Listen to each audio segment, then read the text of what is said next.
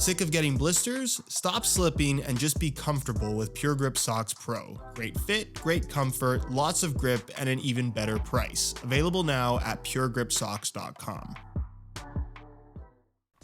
Other than for the 10 minutes that Neymar wore them a couple years ago, there has been very little hype and interest around the modern Puma King series. And with the latest generation, similar to the Nike Tiempo, swapping kangaroo leather for a full synthetic material, it's now become one of those football boots where you almost have to ask yourself, who are these for? However, this is not a normal pair of the Puma King Ultimates. It's the limited edition Rudagon variation, which celebrates the 75th anniversary of Puma with this specific Lazertouch pattern on the surface, but perhaps more importantly, the surface finish as well as the K-Better upper itself feels entirely different than the normal King Ultimate, much more leather-like and much more similar to that of the Nike Tiempo Legend 10 Elite. Unfortunately though, the Rudagon variation does bear a premium. Granted, they are limited to just 2,000 pairs worldwide. However, instead of the normal $200 retail price,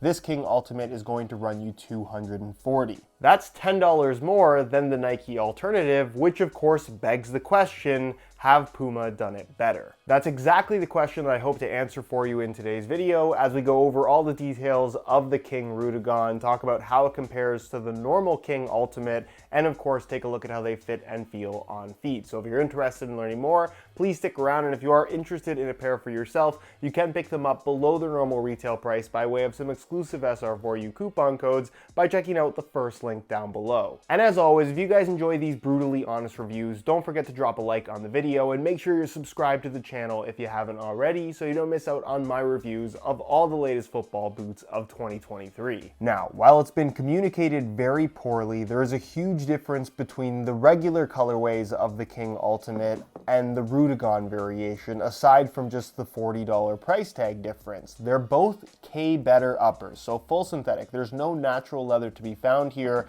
even though Lazertouch is listed as a specification on this Rudagon variation, which historically from Puma has implied that there is a laser etched pattern on the surface, but also that it's a kangaroo leather upper. Not the case here. This does feel significantly more leather-like in terms of appearance as well as to the touch as what you're going to find on the K-Better upper of the regular King Ultimate, which actually is very speed boot-like, and in my review, I believe I actually compared it to the Tajin synthetic days of the Nike Mercurial series. Its leather grain finish on the surface might look a little bit like leather, but in general, these don't really offer much of a padded feel at all, or really much of a leather-like experience, whereas the Rudagon upper is significantly more padded. This feels much more convincing as an alternative to leather than what they were doing on the normal King Ultimate, which I think if you're looking for something that has a leather-like feel, this right off the bat would be a significantly better choice. While I can't say that this upper feels quite as soft as some of the most premium kangaroo leather football boots out there, I can for sure say that this upper feels significantly better than the kangaroo leather one found on the previous generation King Platinum 21.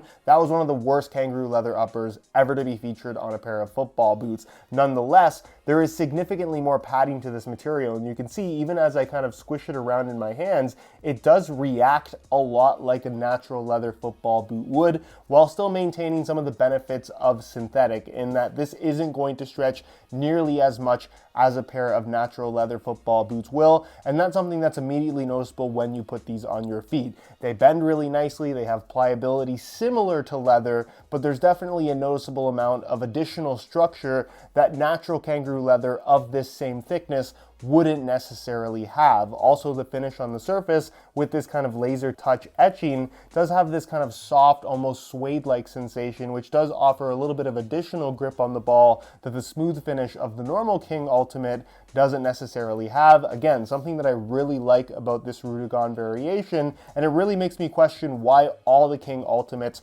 aren't exactly like this, because this feels significantly better. Across the top of the foot, you're going to find the same one-piece upper construction kind of being filled in with this elasticated knit material, and then a dual lace hole setup that runs down the middle, also relatively deep into the boot. So once you slide them on, you have plenty of adjustability, and just in general, the lockdown and tightness provided by this is really good. I think from a shape perspective, the King Ultimate is very speed boot-esque in terms of giving you that really snug kind of one-to-one sensation, where I think compared to past Puma King models, the overall silhouette of this boot is very reminiscent of that of the original King Platinum, which is the boot that Neymar wore, that I thought was super underrated. So if you like that kind of modern shaping and also somewhat of a leather-like feel without it actually being natural leather, this is definitely one of the better combinations of that you can find in today's football boot market. And I think really where this differs quite significantly from that of the Nike Tiempo, which has much more of what I guess I don't want to call a traditional shape to it, but they definitely feel less speed boot-like in terms of how they wrap your foot than these ones do. Moving to the rear, the Rudagon version of the King does maintain its low-cut construction with a little bit of an extension piece at the back. No structure here. All of your structure is going to come from this external heel counter, and then internally you're going to find this really soft microfiber material with what feels like a lot of padding, but when the boots are on feet, it actually compresses quite a lot, and in general the heel, I would say, feels on the firmer side, which isn't necessarily a bad thing. I can't say that it's my preference. I've definitely found that other boots are more comfortable in the heel for me specifically, but that's going to be very dependent on the shape of your feet. And in general, comfort is so subjective. I didn't have any issues with blistering or significant discomfort where I felt the need to take the boots off, but in general, I'm not in love with the heel construction here, but it does get the job done. And then of course the insole, fully removable. I'll give you guys a quick look at that. It features this really soft nano grip lining material, which has kind of like a soft silicone texturing to it, just slightly grippy against your socks to help your foot from sliding around on the surface of the insole. And then it's made from a single layer of this black foam with yellow perforated foam inserts in the heel and forefoot. Overall, relatively thin. I think the actual liner itself is the star of the show here, but as far as insoles on top-end football boots go, these are actually pretty nice. When it comes to weight, because the Rudagon version does feature an upper that is more padded and generally just a little bit thicker, surely it weighs more, and that's exactly what we're going to find out as we compare them to the regular King Ultimate using a scale, both in the same size 9.5 US. We'll start off with the normal King Ultimate. They weigh in at 7.35 ounces, the equivalent of 208 grams, which is very much on par with many speed boots these days. Then we'll throw on the Rudagon version, and you can see that they weigh in at 7.8 ounces, the equivalent of 221 grams. So basically a difference of half an ounce, which is not overly significant, but it's enough to where I would say the difference is noticeable, more so in hand rather than on feet. And realistically, if you are trying to decide between these two,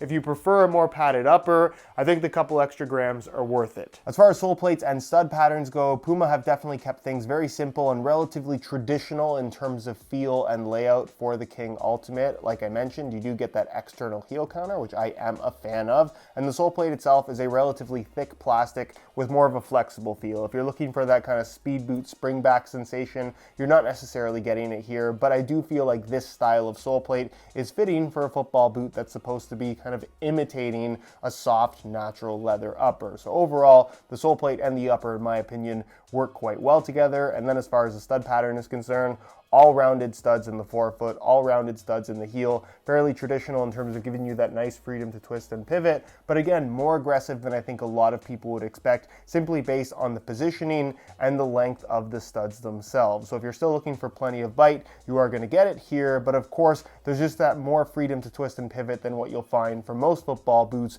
with bladed studs. On feet, the Rudagon version of the King Ultimate definitely shares a lot in common with the normal variation. The overall shaping and wrap around your foot is pretty well the same. However, there's just significantly more padding to this newer upper variation, and in general, it just feels softer as it moves and bends with your foot. certainly on the ball as well. I would argue that they're more comfortable just because they feel a little bit less raw because of that softness to the upper itself. But at the end of the day, I think it's very much going to come down to personal preference. However, if you are looking for something that feels as much like real leather as possible, definitely the Rudagon version does a better job of that than the standard model. From an overall shape and width perspective, I would make the argument that this is probably the closest football boot in shape to that of the Nike Mercurial out of everything that's currently on the market. It's relatively snug all the way through. I'm not in love with the heel like I mentioned earlier, and it's also relatively tapered through the toes, which I know is not for everybody,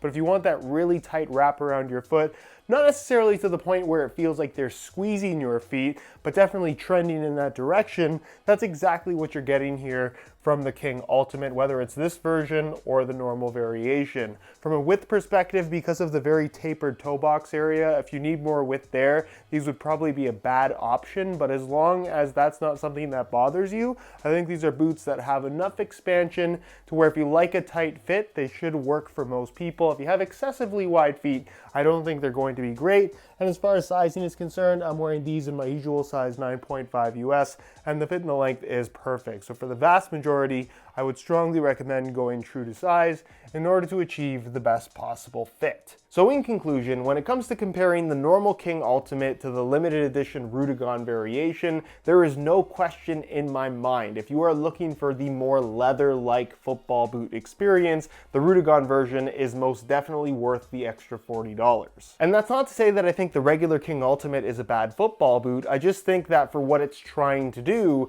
the upper, especially being labeled as K Better, isn't actually very leather-like. If you want a super thin synthetic upper, this is great. But if you want something that legitimately has some substance to it, a little bit of a padded feel, that dampening sensation that you can only get from natural leather, while this isn't necessarily quite as good as the real thing, it comes very close with its own benefits in terms of just having a little bit more structure and arguably just being more responsive because of how tightly this upper wraps your foot. However, when it comes to comparing the Rudagon to the Tiempo Legend 10 Elite, it's really difficult for me to justify spending $10 more on these over the Nike Tiempo. When it comes to synthetic uppers that are trying to imitate the feel of natural leather, it's not that I think that the K Better upper with the Lazertouch engraving is bad, but if you compare it to the Fly Touch Plus of the Tiempo, I just feel like this is more pliable and has more leather-like characteristics. With that in mind, if you do want the version of these two football boots